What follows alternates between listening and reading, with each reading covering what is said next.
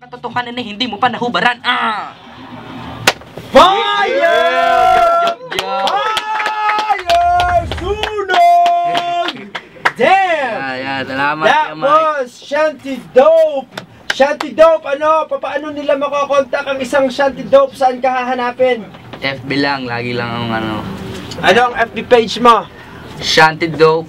Yun lang, Shanty Dope lang, simple. Last question, Shanty Dope. Bakit Shanty Dope? Saan nanggaling? Saan ang origins ng pangalang Shanty Dope? Yung ko po kasi, yung father ko, parang siya, yung religion niya po parang Hindu, ganun. Parang isa siyang parang movement din sa India na parang siya, parang movement siya na sa India na mga vegetarian, ganun.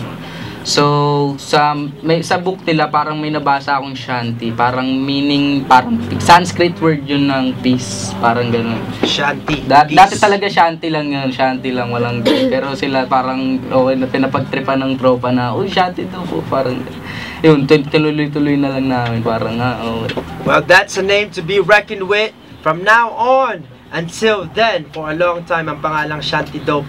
Inyong tandaan, inyong imarka na sa pader at abangan ang mga darating na kanta mula kay Shanty Dope kasi malayo pa ang mararating ng artist na ito, only at 15 years old. Alright, sarap rakan, bago tayo mag-freestylean dahil ito'y tradisyon dito sa Sarap Rakan.